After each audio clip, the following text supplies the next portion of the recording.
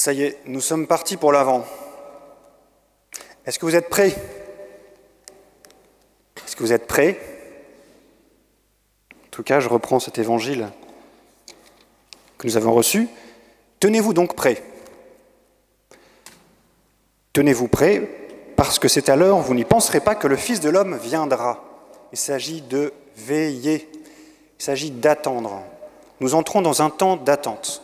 Le temps de l'Avent, c'est un temps tourné vers un événement qui nous met en perspective et qui nous invite à nous changer, à nous réformer. Et c'est de ça, en fait, que je voudrais vous parler. En fait, c'est de ce sens de l'attente qui nous tourne vers une rencontre surprenante. Donc, je commencerai par parler de ça, et ensuite, un deuxième point, ce sera de comment faire pour entrer dans cette attente concrètement, comment faire pour se préparer à la rencontre. Bien sûr, vous savez que nous nous préparons à Noël, mais voilà, c'est plus loin que nous voyons. Donc je vous invite encore une fois à prendre des notes. Si vous avez l'habitude, vous avez normalement de quoi noter, et vous avez un petit espace sur votre bulletin pour prendre des notes. Donc mon premier point, c'est le sens de l'attente. Et je commencerai par rappeler, en fait, l'objectif de cette attente. On attend quoi, en fait? Quel est, en fait, le but de cette attente? Bien, l'Évangile nous éclaire, puisque Jésus rappelle à ses disciples qu'il s'agit de se préparer à sa venue. Et sa venue, vous savez que la venue du Fils de l'homme, telle que Jésus en parle, ça nous renvoie à la fin des temps, au moment où, en fait, toute l'histoire de l'humanité, toute votre histoire aussi, s'accomplira. Il y aura une lumière sur toute votre vie. Ce qui est bon et ce qui est moins bon, ce qui n'a pas été ajusté, sera aussi mis au jour. Et il y aura comme un discernement, un tri. C'est pour ça qu'on entend en fait dans cet évangile cette référence à Noé, le déluge, où des gens ont été pris par surprise. Et puis ensuite, il prend le cas de deux personnes, l'une est prise, l'autre non. En fait, il ne s'agit pas d'arbitraire, mais le jugement, tel qu'il nous attend, en tout cas au moment de ce face-à-face avec Dieu, eh bien, c'est le tri entre ce qui est ajusté à Dieu de ce qui n'est pas ajusté à lui. Et donc, ce qui est sûr, c'est que de notre point de vue, nous ne pouvons pas dire qui est juste ou qui n'est pas juste. Ça, ce n'est pas notre histoire, c'est l'affaire de Dieu. C'est Dieu qui juge à ce niveau-là. Mais, en fait, dans notre vie, il faut bien reconnaître qu'on est un peu mélangé. Il y a du bon et du mauvais en nous. Et en fait, c'est une bonne nouvelle de se dire qu'à la fin des temps, eh bien, ce qui n'est pas ajusté à Dieu sera détruit. Ce qui n'est pas ajusté à Dieu sera supprimé. Et ce qui est bon, ajusté à lui, ce qui est juste, c'est ça qui sera gardé. C'est une bonne nouvelle. Peut-être qu'aujourd'hui, maintenant, vous luttez contre des choses qui ne vous semblent pas ajustées, et peut-être de fait. Et il faut lutter parfois, et c'est parfois bien ancré. Dites-vous que ça ne durera pas éternellement, ça. Ce n'est pas fait pour durer. À un moment donné, il n'y aura plus de larmes, plus de souffrance. Avec Dieu, quand on le verra face à face, en fait, il n'est plus question de souffrir. Pour être avec Dieu, c'est la joie parfaite. Et donc, Dieu opérera ce discernement. Mais il s'agit maintenant de se préparer, puisque cette rencontre, elle nous surprendra.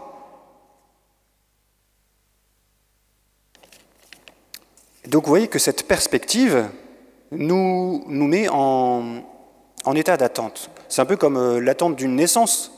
Des parents qui attendent une nouvelle naissance, en fait, si pour eux c'est le premier enfant, ça bouleverse pas mal de choses, j'imagine. Pour ceux qui sont parents dans l'assemblée, rappelez-vous votre premier enfant. Vous dites, mais qu'est-ce qu'il faut faire? Comment on fait pour changer les couches? Il faut que j'achète des habits, il faut vite changer la chambre. Donc il y a plein de bouleversements, en tout cas, ça met en mouvement. Il s'agit de se préparer à l'accueil de cette nouvelle venue. Eh bien pour notre vie face à Dieu, c'est ça en fait. Il y a l'annonce d'une rencontre, celle de Dieu, et qui nous invite à nous réformer, à nous transformer. Et cette attente, elle est appelée à être active. Active. Ce n'est pas de la passivité, ce n'est pas de l'attentisme. Et donc quand le Seigneur viendra, il s'agit de se tenir prêt. Alors je vais un peu plus creuser le sens de cette attente. Donc là, c'était pour vous préciser, mon premier point, c'est l'objectif. Nous attendons quoi? Eh bien, nous attendons la venue du Seigneur. Mais cette attente maintenant, qui nous est proposée pendant le temps de l'Avent, eh bien, c'est pour réveiller cette activité de l'attente. Je ne sais pas si je me fais comprendre. On peut attendre passivement, et puis s'endormir, ronfler, et puis ronronner dans notre situation, et on n'avance pas. En fait, il y a une vraie activité de l'attente qui nous stimule, qui nous donne du tonus.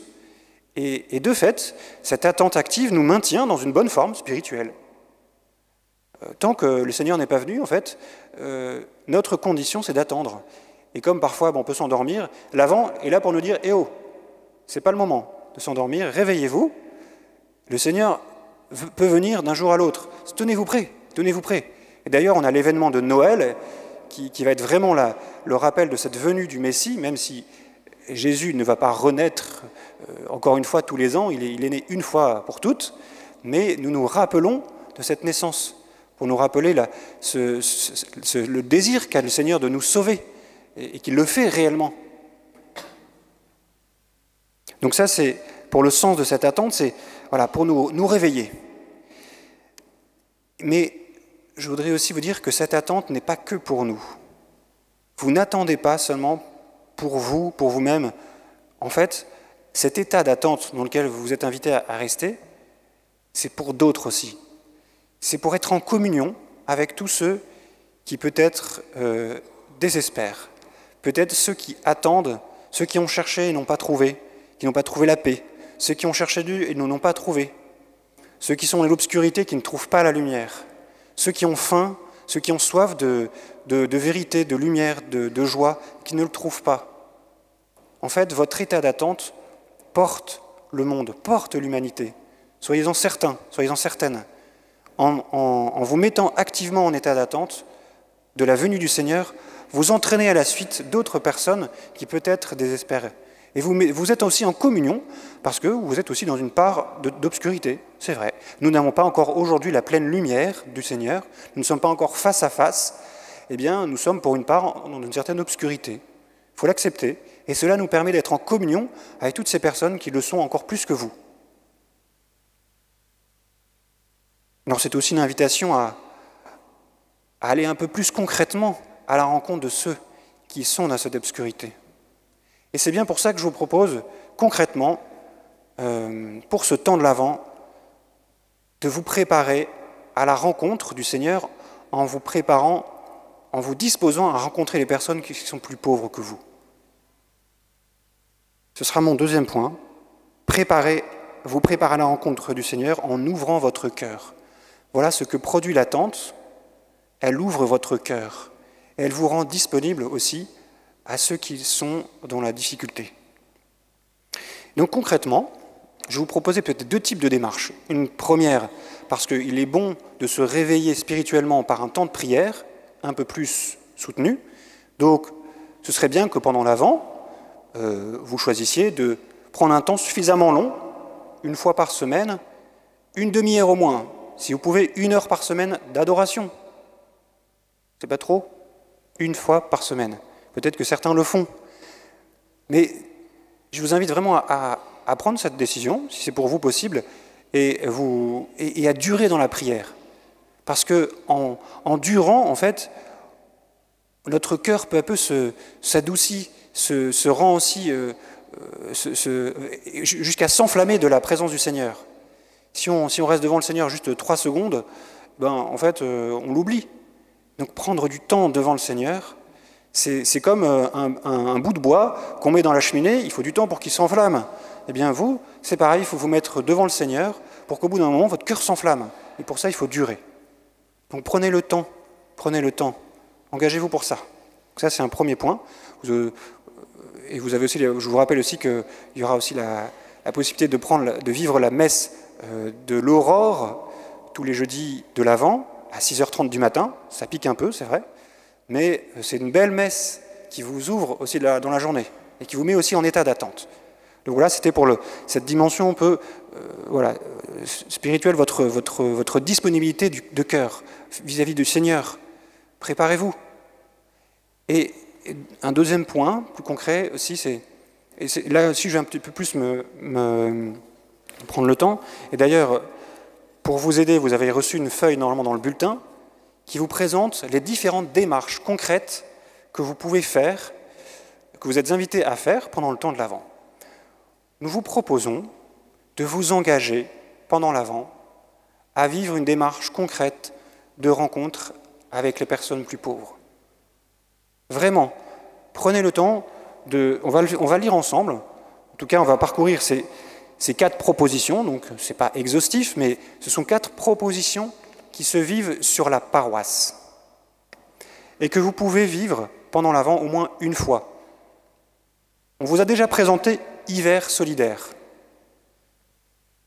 Vous avez la possibilité de rencontrer, de prendre un dîner ou un petit déjeuner avec des personnes de la rue qui sont logées dans un studio pendant 3 mois.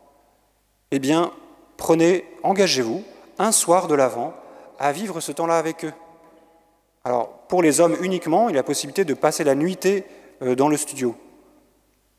Mais c'est une possibilité, voilà, c'est vraiment une belle expérience que vous pouvez vivre, de partager du temps, de vous intéresser à ces personnes, de prendre du temps avec elles. Donc une formation est proposée le 14 décembre, mais vous avez ces informations. Mais peut-être que dans votre cœur, vous dites, mais tiens, mais ça, j'aimerais bien le faire.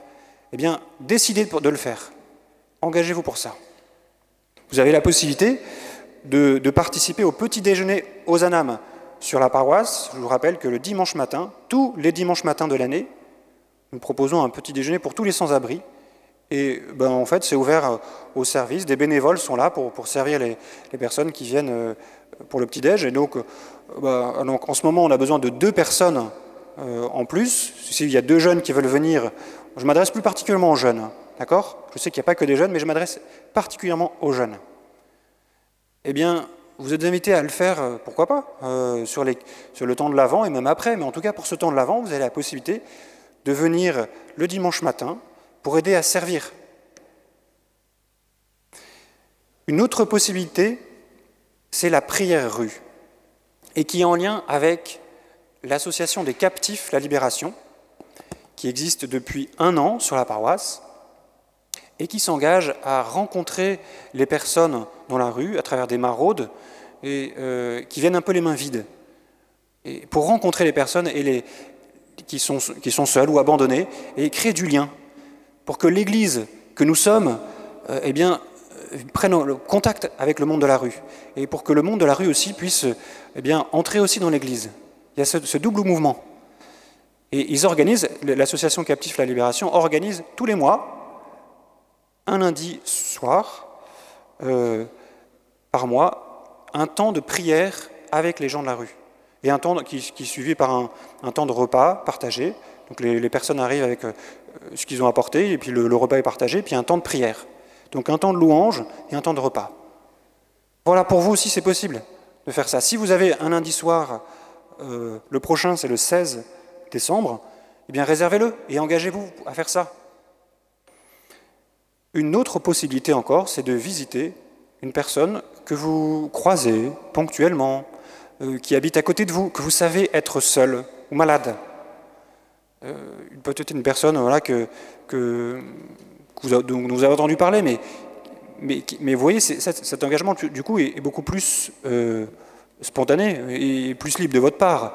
Mais sachez que sur la paroisse, ce service existe déjà. Et puis on a aussi un réseau de personnes aussi qui s'occupent de personnes seules aussi, malades, pour donner la communion par exemple. Eh bien c'est possible pour vous, si vous pensez à une personne que vous avez dans votre entourage et qui vit cette situation de solitude, eh bien allez la voir, prenez du temps avec elle, concrètement, allez la voir régulièrement, intéressez-vous à elle, pour qu'elle ne soit pas seule. Si elle est malade, eh bien aidez-la peut-être, enfin je ne sais pas, il y a plein de manières, mais on vous engage vraiment, en tout cas nous entrons dans l'Avent, et pour tous ces 4 semaines qui viennent, à vous engager concrètement, au moins, à une de ces démarches. Prenez le temps de réfléchir. En tout cas, juste après l'homélie, on mettra 4 paniers devant l'autel et vous serez invité à vous engager. C'est pour ça que sur cette petite feuille, vous avez l'espace pour mettre votre prénom. Ce sera confidentiel, hein, mais vous pouvez arracher le papier et mettre votre engagement dans le panier qui correspond au type de service que vous voulez réaliser pendant ce temps de l'Avent. Vous pouvez garder avec vous les informations avec les coordonnées parce que c'est bien quand même que vous contactez les personnes qui s'occupent de tel ou tel service. Voilà, c'est assez concret? Vous avez compris? Donc on va prendre vraiment ce temps maintenant, juste après l'homélie, pour que vous décidiez, vous engagiez à vivre ce temps-là pour le temps de l'Avent. C'est bien de se lancer vraiment concrètement. Donc voilà, prenons ce temps-là, demandons à l'Esprit Saint de nous éclairer, de vous éclairer, pour vous déterminer, vous ouvrir votre cœur et choisir de préparer votre cœur à la rencontre du Seigneur et ouvrir votre cœur à la rencontre du plus pauvre. Amen.